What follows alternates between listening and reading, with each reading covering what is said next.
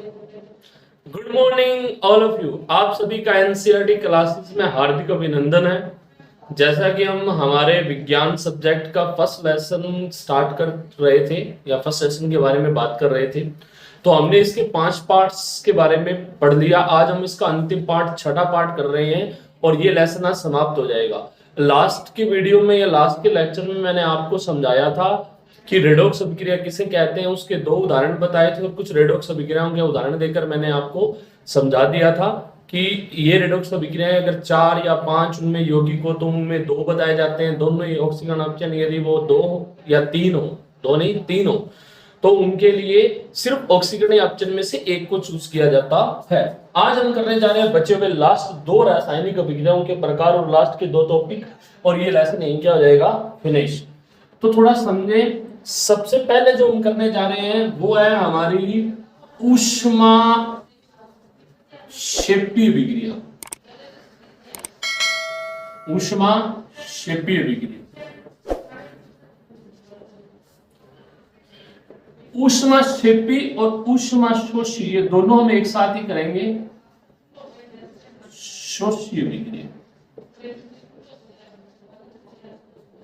देखो हिंदी अनुवाद आपको आता है तो बहुत अच्छा है। देखो कैसे, या संधि आती है तो बहुत अच्छी है।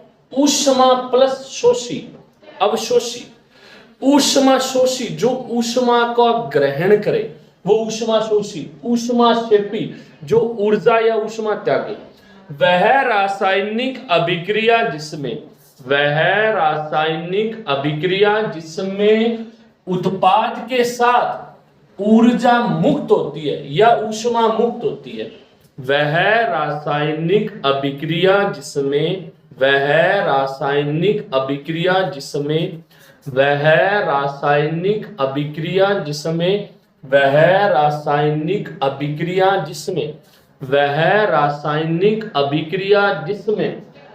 उत्पाद के साथ ऊष्मा मुक्त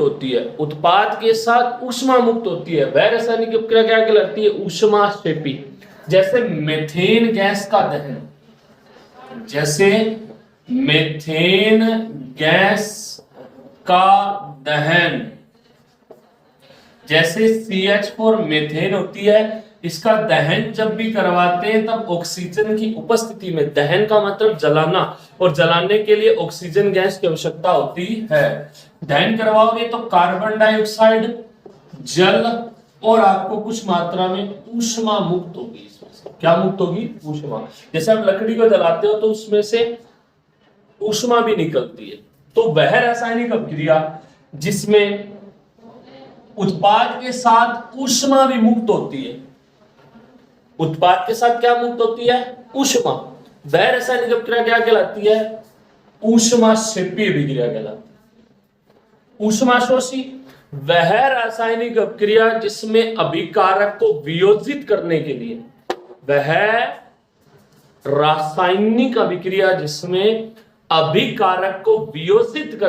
मतलब तोड़ने के लिए ऊष्मा की आवश्यकता होती है, या वह रासायनिक अभिक्रिया जिसमें अभिकारक को वियोजित करने के लिए ऊष्मा की आवश्यकता होती है, वह अभिक्रिया क्या कहलाती है, ऊष्माशोषी।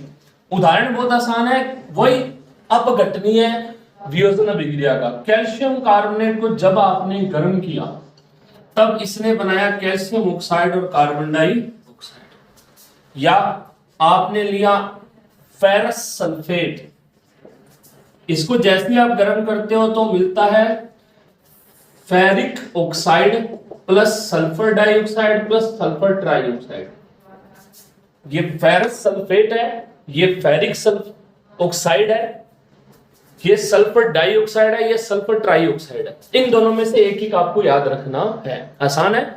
ऊष्माशोषी, ऊष्माक्षेपी वह रासायनिक अभिक्रिया जिसमें उत्पाद के साथ ऊष्मा मुक्त होती है, ऊष्माक्षेपी अभिक्रिया कहलाती है।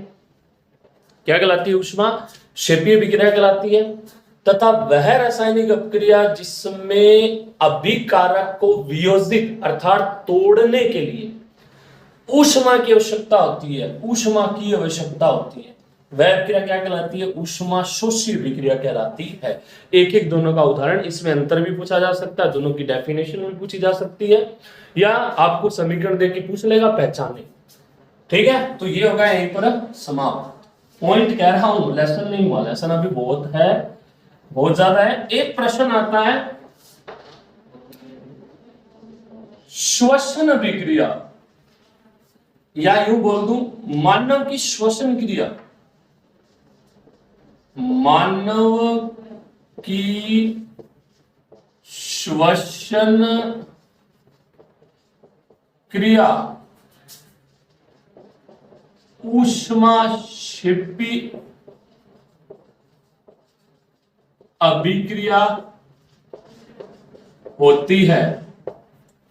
प्रश्न सुन लीजिए, बहुत ही आसान है। मानव की श्वसन क्रिया ऊष्माक्षेपी अभिक्रिया होती है, क्यों?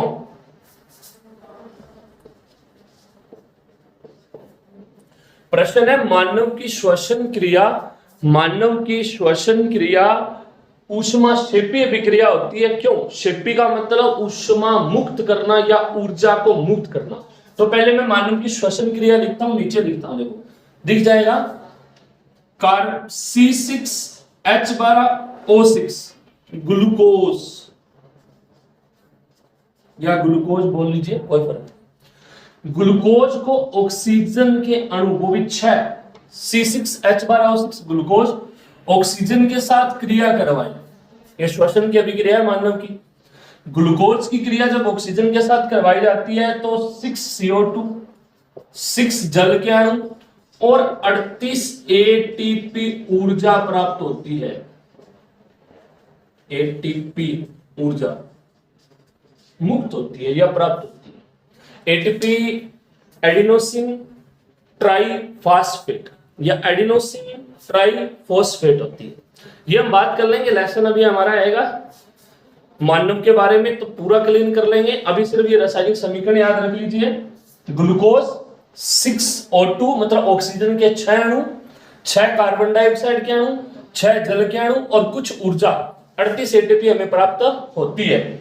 यह रासायनिक अभिक्रिया क्या होती है? ऊष्माक्षेपी। क्यों? आपको साफ दिख रहा है, इस अभिक्रिया में उत्पाद के साथ ऊर्जा मुक्त हो रही है। उत्पाद के साथ क्या मुक्त हो रही है? ऊर्जा। इसलिए यह अभिक्रिया क्या कहलाएगी? श्वसन की। क्या कहलाएगी?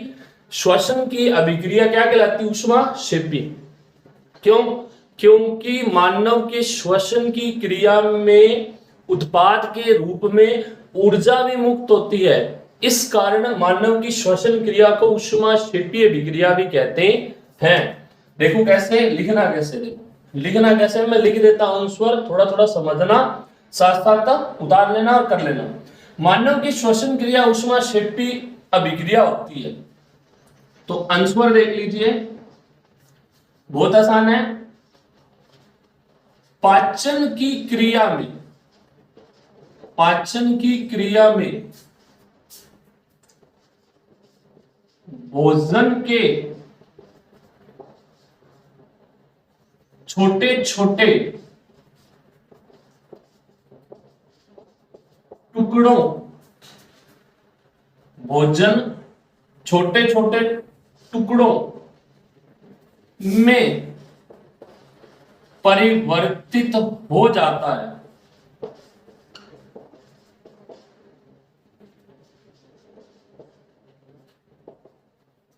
पाचन की क्रिया में भोजन छोटे छोटे टुकड़ों में परिवर्तित हो जाता है।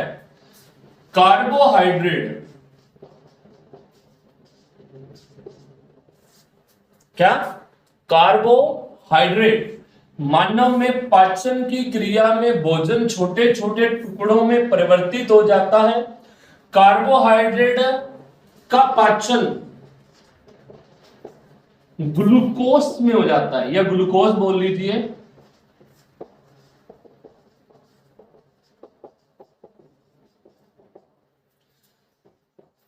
ग्लूकोज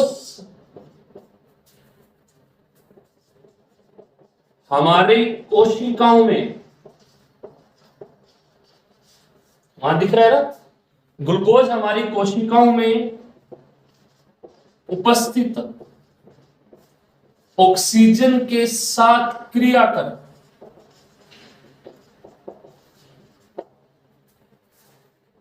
साथ क्रिया कर ऊर्जा को मुक्त करता है या ऊर्जा का निर्माण करता है, जिसे श्वसन क्रिया कहते हैं।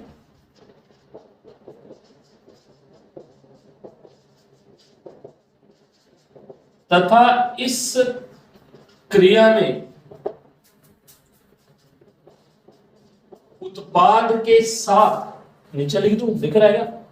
यहां लिख दूं ना, चलो प्रश्न निदेश कर देता हूं मैं, फिर ये क्या दिख नहीं रहा नीचे, ये भी जो लिख रहा हूं इसी के नीचे लिखना है, ठीक है ना, ध्यान रखना, इसी के नीचे लिखना, जिसे श्वसन क्रिया कहते हैं। तथा इस क्रिया में उत्पाद के साथ ऊर्जा भी मुक्त होती है। उत्पाद के साथ ऊर्जा भी मुक्त है लिखा हुआ है, ये दिख नहीं रहा होगा, मुझे पता है दिख नहीं रहा, तो मैं थोड़ा सा नीचे लिख देता हूं, ऊपर ही है, ये ध्यान रखना, ठीक है ना। साथ ऊर्जा भी मुक्त होती है, इस कारण इसे ऊष्माक्षेपी अभिक्रिया भी कहते हैं। समझ में आया आपको कि मानव के पाचन की क्रिया में भोजन छोटे छोटे टुकड़ों में परिवर्तित होता है, अर्थात कार्बोहाइड्रेट का पाचन ग्लूकोज में हो जाता है। ग्लूकोज हमारे शरीर में उपस्थित कोशिकाओं में ऑक्सीजन के साथ क्रिया कर ऊर्जा को मुक्त करता है, ऊर्जा के साथ साथ वो जल के अणु बनाता है, कार्बन डाइऑक्साइड गैस भी मुक्त करता है, जिसे श्वसन क्रिया कहते हैं। तथा इस क्रिया में उत्पाद के साथ ऊर्जा भी मुक्त होती है, मुक्त होगी ना, देखो ये, इस कारण इसे ऊष्माक्षेपी अभिक्रिया कहते हैं। इजी है, यहां आप यूं भी लिख सकते थे कि क्रिया कर कार्बन डाइऑक्साइड गैस जल और ऊर्जा बनाती है, जिसे श्वसन क्रिया कहते हैं। तथा इस क्रिया में उत्पाद के साथ ऊर्जा भी मुक्त होती है, इस कारण इसे ऊष्माक्षेपी। आप चाहे यहाँ यूं भी लिख लीजिए, जिसे श्वसन क्रिया से पहले ऑक्सीजन के साथ क्रिया कर ऊर्जा का निर्माण तो नहीं बोल सकते, ऊर्जा उत्पन्न करती है ये भी नहीं बोल सकते, मुक्त बढ़िया रहेगा, क्योंकि ऊर्जा को ना तो बनाया जा सकता है ना नष्ट किया जा सकता है, सिर्फ एक रूप से दूसरे रूप में परिवर्तित किया जा सकता है। तो ये लैंग्वेज बहुत आसान है। प्रश्न सीधा कि श्वसन क्रिया को ऊष्माक्षेपी अभिक्रिया क्यों कहते हैं, तो सीधा सा बात है, कारण क्या है, कारण इतना सा है कि मानव की श्वसन क्रिया की जो अभिक्रिया है, जो अभिक्रिया आप देख रहे हैं श्वसन क्रिया की, मानव के पाचन की क्रिया में ग्लूकोज के पाचन के पश्चात जब उसका श्वसन क्रिया होती है, या सिंपल भाषा में बोला, सिंपल बिल्कुल भाषा में बोला जाए, मानव की श्वसन क्रिया में उत्पाद के साथ ऊर्जा मुक्त होती है, जिस कारण इसे ऊष्माक्षेपी अभिक्रिया भी कहते हैं। और ये रासायनिक समीकरण ये नहीं। तो मेरे आई होप, मुझे लगता है आपको समझ में आ गया होगा, अगर नहीं आता तो मुझे बता देना, मैं फिर से बढ़िया तरह से आपको जितना हो सके उतना अच्छा समझा दिया जाए।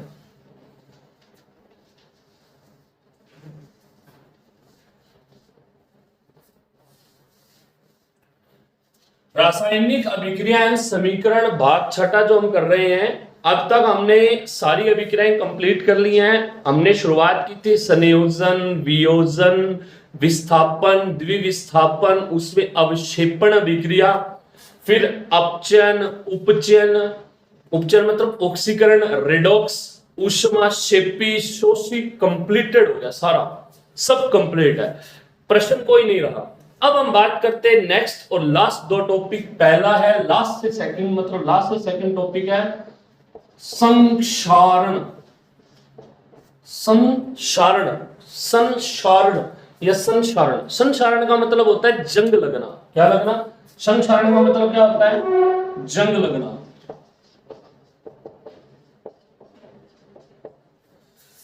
लोहे जैसी धातुओं पर, लोहे जैसी धातुओं पर जंग लगने की क्रिया को संक्षारण कहते हैं। संक्षारण कहते हैं। लोहे जैसी धातुओं पर जंग लगने की क्रिया को संक्षारण कहते हैं। क्या बोलते हैं? संक्षारण कहते हैं, संक्षारण कहते हैं। क्या? लोहे जैसी धातुओं पर जंग लगने की क्रिया को क्या बोलते हैं विद्यार्थियों?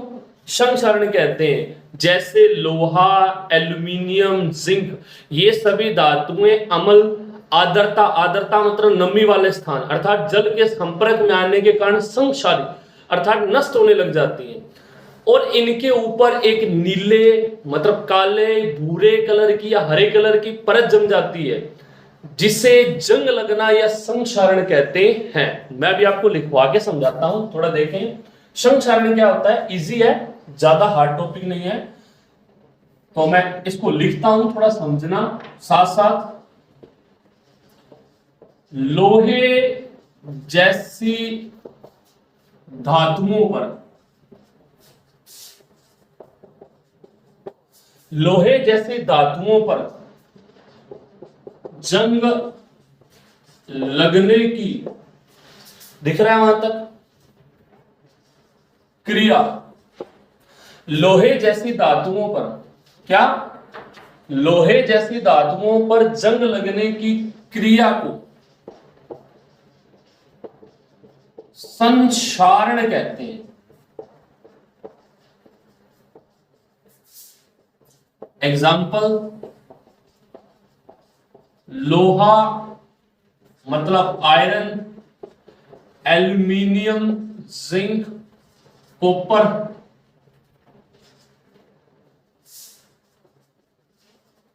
आदि धातुओं का अम्ल,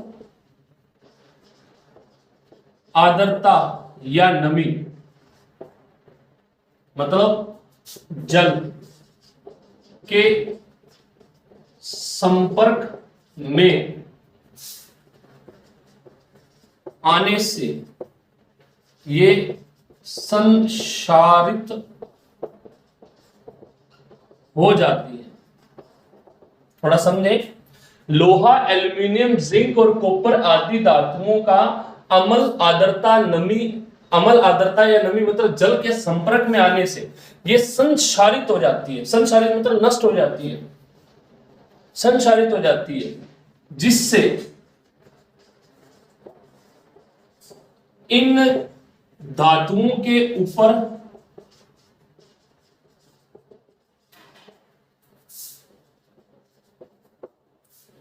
इन धातु के ऊपर काले या भूरे रंग की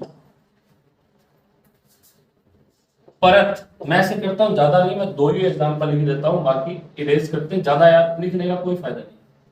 लोहा, एल्यूमिनियम, ऐसे बहुत सारी धातुएं हैं। आदि धातुओं का अम्ल, आर्द्रता, नमी अर्थात जल के संपर्क में आने से ये संक्षारित हो जाती है, जिससे इन धातुओं के ऊपर काले या भूरे रंग की परत जम जाती है, जिसे लोहे पर जंग लगना, जिसे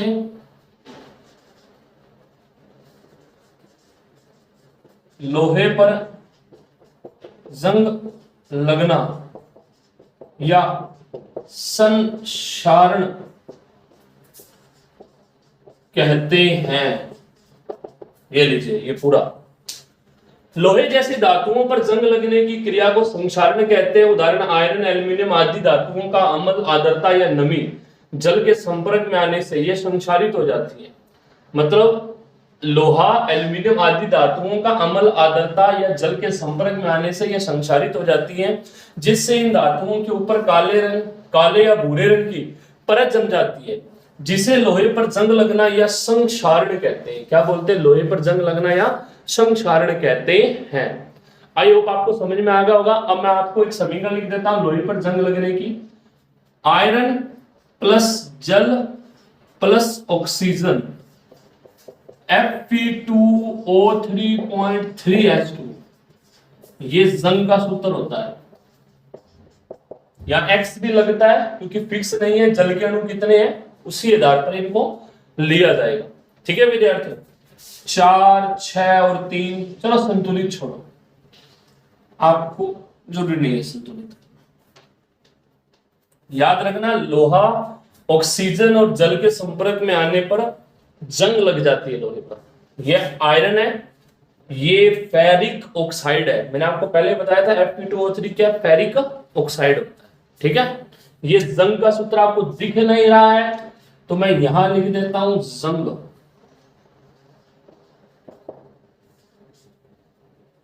ठीक है, जंग का सूत्र है, ठीक है। ये पूरा संक्षारण है। तो संक्षारण क्या है? लोहे जैसी धातुओं पर जंग लगने की क्रिया संक्षारण कहलाती है। लोहा, एल्यूमिनियम आदि धातुओं का नमी, अम्ल या जल के संपर्क में आने पर यह संक्षारित हो जाती है, अर्थात इनके ऊपर काले या भूरे रंग की या हल्के भूरे रंग या मिट मैले कलर की परत जम जाती है, जिसे लोहे पर जंग लाने या संक्षारण कहते हैं। उदाहरण, लोहे पर जंग लगना Fe+O2+ जल, तीर का निशान मतलब विकिरण का निशान, फिर आएगा लास्ट में Fe2O3.3H2O, या 3 की जगह X भी लग सकता है, X, या जंग का सूत्र ये होता है Fe2O3XH2, या कई किताब इसको ऐसे लिखती है।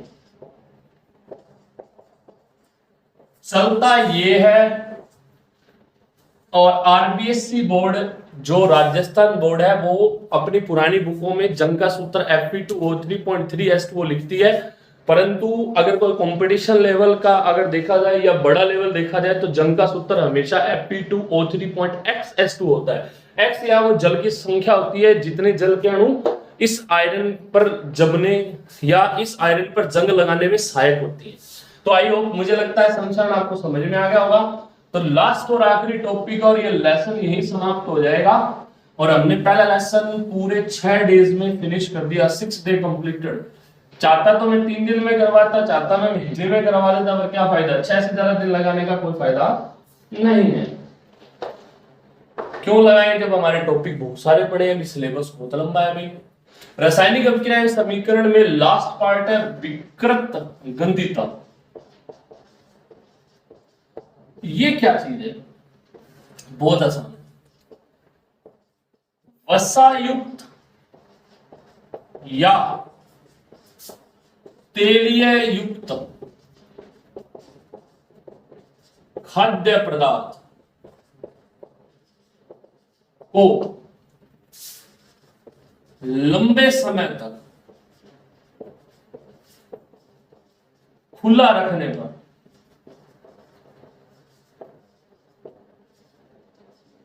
इनमें वसा युक्त या तेलीय युक्त खाद्य पदार्थों को लंबे समय तक खुला रखने पर इनमें या इनसे, इनमें नहीं, इनसे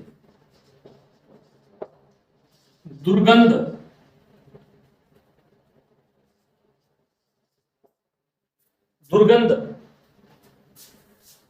आने लगती है,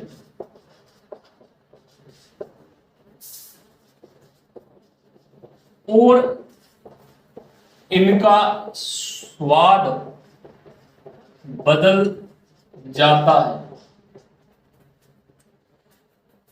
विकृत गंधिता क्या होती है कि वसा युक्त या तेलीय चिकनाई युक्त पदार्थ जो घी तेल में जो बनते हैं, बटर के अंदर जो हम खाद्य पदार्थ बनाते हैं, उन्हें लंबे समय तक यदि हम खुला रख दें तो होता क्या है वो थोड़ी देर में बताता हूं। इनसे दुर्गंध आने लगती है और इनका स्वाद बदल जाता है, अर्थात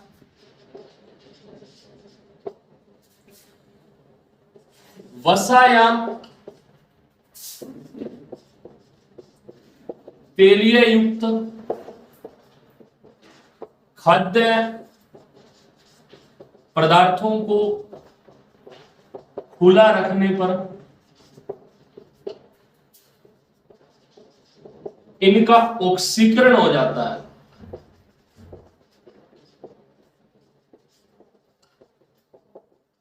जिस कारण ये विकृत गंधी हो जाते हैं।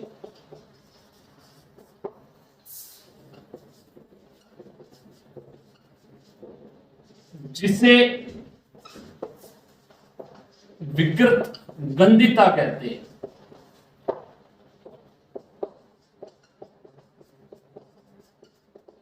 इजी है, क्या है कि जैसे कोई हमने तेल युक्त पदार्थ घी, मक्खन या तेल, वनस्पति तेल या घी वाला कोई भी प्रोडक्ट हमने घर पर बनाया, कोई भी सामान खाने वाला, उसको हमने लंबे समय तक खुला रख दिया, तो कुछ समय बाद उससे गंदी बदबू आने लगती है और उसका स्वाद बदल जाता है। इसको बोलते हैं विकृत गंधिता। इसका कारण क्या है? वायुमंडल में कुछ ऐसी गैसें होती है, जैसे ऑक्सीजन गैस है, ये किसी भी पदार्थ का ऑक्सीकरण कर देती है।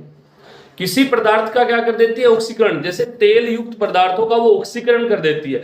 ऑक्सीकरण करने से क्या होता है? उस पदार्थ में से तो गंध आने लगती है, उसकी स्मेल चेंज हो जाती है, मतलब उसमें से स्मेल आने लग जाती है और उसका टेस्ट भी चेंज हो जाता है। जैसे बटर को कई दिनों पे रखने पर उसमें कीड़े लग जाते हैं, या उसकी अंदर की जो स्मेल है वो चेंज, उसके अंदर की जो खुशबू है वो चेंज हो जाती है बदबू में। इसी घटना को बोलते हैं विकृत गंधिता। इसका कारण है वायुमंडल में गैसों के कारण उस पदार्थ का ऑक्सीकरण हो जाना। उस पदार्थ का क्या हो जाना? ऑक्सीकरण। उस पदार्थ का क्या हो जाना? ऑक्सीकरण हो जाना। अगर कोई कारण कुशल विकृत गंधिता का, तो वायुमंडल में उपस्थित गैसों के कारण खाद्य पदार्थों का, तेल युक्त खाद्य पदार्थ, वसा चिकनाई युक्त होती है, तेल युक्त या वसा युक्त खाद्य पदार्थों का ऑक्सीकरण हो जाता है, जिस कारण उनका टेस्ट और उनकी जो स्मेल है वो चेंज हो जाती है। क्या हो जाती है? चेंज हो जाती है। इसी घटना को क्या बोलते हैं? इसी को क्या बोलते हैं? विकृत गंधिता कहते हैं। विकृत गंधी मतलब उसमें से स्मेल आना, विकृत गंधिता कहते हैं। क्या बोलते हैं? विकृत गंधिता कहते हैं। तो इससे बचाव के क्या उपाय हैं? तो पहला, प्रतिऑक्सीकारक। क्या ले? प्रतिऑक्सीकारक का उपयोग। अब ये क्या चीज है? या दूसरा उपाय, पहला क्या है? विकृत गंधिता को कम करने के उपाय लिखें या विकृत गंधिता से बचाव के उपाय। पहला तो प्रतिऑक्सीकारक गैस का या पदार्थ का उपयोग करें।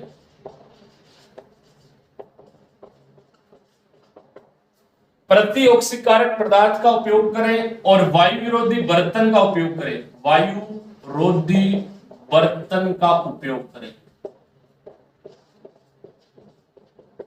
पहला है प्रतिऑक्सीकारक पदार्थ का उपयोग करें, मतलब उसमें एक ऐसा पदार्थ डाल दे जो उसका ऑक्सीकरण न होने दे, जैसे नाइट्रोजन गैस।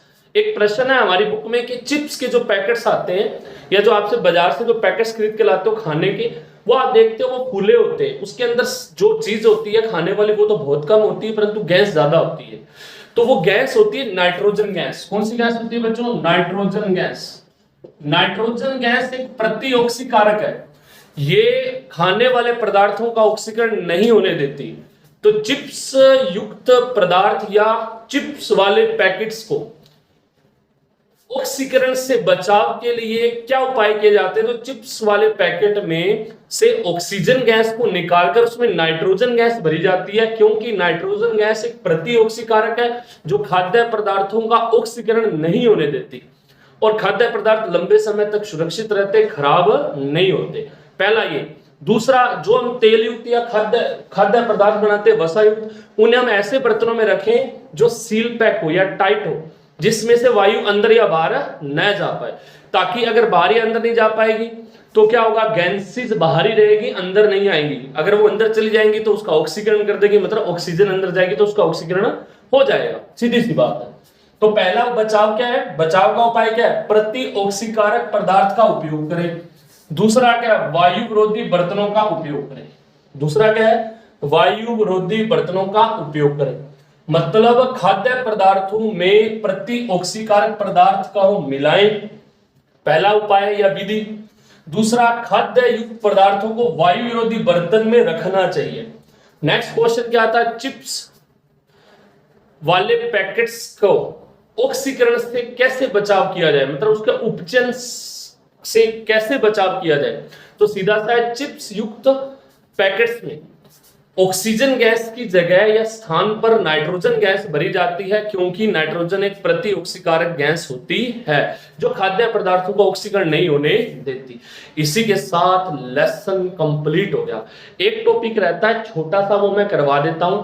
संतुलन समीकरण हिंदी में दी हो तब कैसे संतुलित करें वो मैं बता देता हूं। तो मैंने अभी आपको कहा था कि कुछ पार्ट रह गया है, ये हिंदी में रासायनिक अभिक्रियाओं को संतुलित करना है। ये 3 अभिक्रियाएं दे रखी है, इनको हिंदी में दिया हुआ है प्रश्न ये दे रखा है निम्नलिखित अभिक्रियाओं को संतुलित कीजिए, और हम एक और क्वेश्चन इसमें ऐड कर रहे हैं, हम इसको पहचानने के भी ये कौन सी अभिक्रियाएं हैं, ठीक है, ध्यान रखना थोड़ा।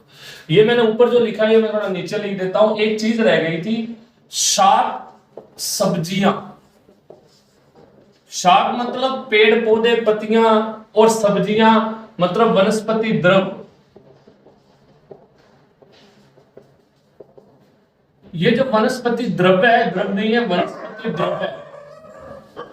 वनस्पति द्रव्य मैं आपको बता देता हूं क्या होता है। वनस्पति द्रव्य है जो वनस्पति होती है ना, उसके जो पार्ट है, पदार्थ है, मतलब सब्जियों के छिलके, टुकड़े या कुछ भी है जो कंपोस्ट हो सकता है, अर्थात जिससे खाद बनती है।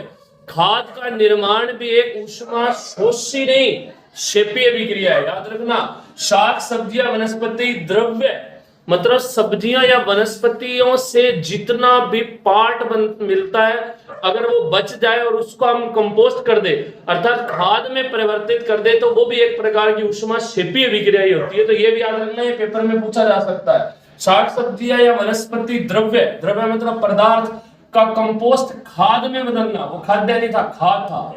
खाद में बदलना किस प्रकार की रासायनिक अभिक्रिया है, तो उत्तर आएगा सिर्फ इतना ही, ऊष्मा क्षेपीय है। क्या ऊष्मा क्षेपीय है। अब हम बात करते हैं इसको हिंदी में कैसे लिखें, मतलब हिंदी में लिखी रासायनिक समीकरणों का संतुलित कैसे करें। तो आपको अणुसूत्र निर्माण आना चाहिए, तभी ये संभव हो पाएगा, नहीं तो नहीं। हाइड्रोजन हमेशा हाइड्रोजन H2 होती है। यहाँ हाइड्रोजन गैस नहीं लिख कर देता, वो जानबूझ के हाइड्रोजन लिखता है, तो हम सोचते हैं हाइड्रोजन तत्व है, नहीं, हाइड्रोजन H2 ही आता है। हाइड्रोजन प्लस क्लोरीन से बनता है हाइड्रोजन क्लोराइड, ये बोल रहा है। तो बात तो वही है, देखो दो अभिकारक मिलकर एक उत्पाद बना रहे हैं, तो यह रासायनिक अभिक्रिया क्या कहलाएगी जी। इस समय यह अभिक्रिया क्या कहलाएगी, इस समय यह कहलाएगी वियोजन। एकल अभिकारक, सॉरी वियोजन नहीं, संयोजन। वियोजन नहीं, संयोजन। क्यों, दो जुड़कर एक बना रहा है, दो जुड़कर क्या बना रहा है, एक। तो ये वियोजन नहीं, संयोजन अभिक्रिया है। वह रासायनिक अभिक्रिया जिसमें दो या दो से अधिक अभिकारक मिलकर एक उत्पाद बनाते हैं, वह संयोजन होती है। अब इसको संतुलित करते हैं, दो हाइड्रोजन एक हाइड्रोजन, तो ये हो गया दो हाइड्रोजन, दो हाइड्रोजन, दो Cl, दो Cl, दो hydrogen, completed. Next barium chloride, barium होता है Ba, क्लोराइड होता है Cl, परंतु इस Ba के ऊपर +2 होता है, तो यहाँ आएगा BaCl2, barium chloride. Aluminium sulphate Al2SO4 की थ्राइस, ऐसा क्यों, एल्यूमिनियम होता है Al+3, सल्फेट होता है SO4-2, ये दो इसके पैर में, ये तीन इसके पैर में, प्लस तीर का निशान, बेरियम सल्फेट BaSO4, क्यों, Ba के ऊपर होता है +2 और SO4 के ऊपर होता है -2, प्लस माइनस कोई मतलब नहीं है, 2 से 2 घटे, BaSO4 बच गया। ये लिखा हुआ एल्यूमिनियम, थोड़ी जगह कम थी तो शॉर्ट में लिख दिया एल्यूमिनियम क्लोराइड, तो AlCl3, Al के ऊपर +3, Cl के ऊपर -1, Al के ऊपर +3, Cl के ऊपर -1, समझ गए आप। Cl नीचे लिख देता हूं, Cl के ऊपर -1, ये आपको सिखाया हुआ है चीज, इसलिए मैं जल्दी जल्दी करवा रहा हूं। संतुलित करेंगे Ba1 Cl2 Cl3, Cl2 Cl3, तो 3 यहां, 2 यहां और फिर 3 यहां, कैसे, Ba3 हो गया, Ba3 हो गया, ठीक है। Cl3 देखो 2 × 3 6, 3 × 2 6, एल्यूमिनियम के नीचे 2, ये 2, SO4 के नीचे 3, SO4 के आगे 3, बराबर संतुलित। क्या लगाया, 3 3 2, सोडियम Na, जल H2O, sodium hydroxide NaOH, NaOH, क्योंकि Na के ऊपर +1, OH के ऊपर -1, हाइड्रोजन गैस आएगी भी H, संतुलित करेंगे Na1 H, देख लीजिए 2 2 और 1 3, तो यहां 2 यहां 2, चेक करें Na2 2 Na, O देखें 2 O1, अब फिर फंस गए, अब कैसे करें, यहां भी 2 लगाए, फिर भी O2 H2 +2 4, 2 दूनी 4, संतुलित किया गया। मैंने सिर्फ Na के आगे 2 लगाया, S2 के आगे 2 लगाया, NaOH के 2 लगाया। मुझे पता है मैंने जल्दबाजी में करवाए हैं इसीलिए क्योंकि ये समझाए हुए थे। जो इस वीडियो को पहली बार देख रहा है वो इससे पहले वाली वीडियो जिसमें रासायनिक अभिक्रियाओं को संतुलित करना समझाया गया है वो देख ले, तभी समझ में आएगा। नए विद्यार्थियों को ये कम समझ में आती है चीज। वार्षिक पेपर के लिए बहुत कम है, परंतु अर्धवार्षिक में ये प्रश्न बहुत ज्यादा इंपॉर्टेंट है। अब बात करते हैं इस लेसन का। आज डी एंड हो गया, इसके रह गए प्रश्न उत्तर। उसकी पीडीएफ आपको इस वीडियो के डिस्क्रिप्शन में मिल जाए, आराम से प्रश्न उत्तर कर लेना। पाठ्यगत के वही प्रश्नों के आंसर मिलेंगे जो इंपॉर्टेंट है, जो पेपर में आ रहे हैं। अगर आपको प्रश्न उत्तर की भी वीडियो चाहिए तो मुझे कमेंट्स चाहिए सभी विद्यार्थियों के। जितने विद्यार्थी इसको देखेंगे लगभग उसके 90% कमेंट अगर मेरे पास आएंगे तो आपको जो इसकी नेक्स्ट वीडियो वो क्वेश्चन आंसर में मिल जाएगी। नहीं तो भाई कल मिलेगा सेकंड लेसन। क्या मिलेगा? Second lesson. अभी रुक जाए, जाना नहीं है। इस वीडियो को लाइक करें, चैनल को सब्सक्राइब करें, इस वीडियो को शेयर करें और जितना ज्यादा हो सके उतना ज्यादा करें। इंग्लिश की क्लास लगा दी गई है, हिंदी की भी चल रही है। एसएसटी का एक लेसन कंप्लीट हो गया है, साइंस का एक हो गया, हिंदी का भी एक हो गया है और इंग्लिश का भी एक कंप्लीट हो गया है। इंग्लिश की एक नई वीडियो और आज अपलोड हो जाएगी, मतलब एक सेकंड लेसन भी कंप्लीट हो जाएगा। ऐसे धीरे धीरे करते हम आपके मैथ की क्लास भी स्टार्ट कर देंगे और आज से ही 9th क्लास भी स्टार्ट हो चुकी है। इससे पहले ही 2 घंटे पहले, 2 या 3 घंटे पहले 9th की वीडियो अपलोड हो चुकी है। 9th का फर्स्ट लेसन एनिमेटेड है, वो है मेरे द्वारा ही करवाया हुआ है, बस वो एनिमेटेड है, वॉइस चेंज करवा के करवाया गया है, एनिमेशन से समझाया गया है ताकि बढ़िया तरह से समझ में आ जाए। ऐसे समझाएंगे तो कम समझ में आता है 9th वाले बच्चे को, क्योंकि वो 7th वाले 9th में हुए हैं, तो 2 साल का गैप को थोड़ा सा कम करने के लिए हमने उसको एनिमेटेड में समझाया है। अगर आपको अच्छी तरह समझ में आता है तो ठीक है, नहीं आता तो कोई बात नहीं, हमें कमेंट कर देना 9th के लिए। हम बढ़िया तरह से और अच्छी तरीके से खुद के लिए, खुद की तरफ से एक वीडियो बना देंगे ताकि आपको समझ में आ जाए। धन्यवाद।